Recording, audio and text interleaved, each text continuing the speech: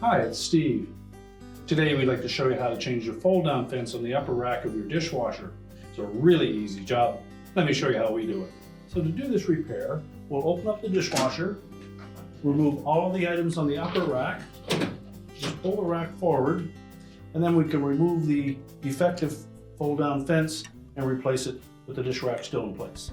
Now to remove the old fence, we need to disengage either the front or rear clip that is attached to the lower wires on that rack.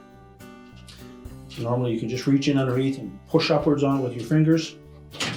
If it's on there very tight, you can also use a small flat blade screwdriver and just pry it off. And we do want to be careful as we don't damage the finish on the rack. So just use enough pressure to release it. Slide it off the end of the fence and retain that.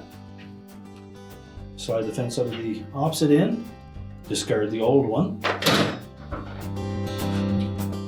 Then when installing the new one, we want to make sure that when we fold it down that the tines are pointed towards the center. Simply insert the grommet into the socket. Slide the other socket onto the end, then line it up in the proper position on that rack, and then press that firmly onto the wire.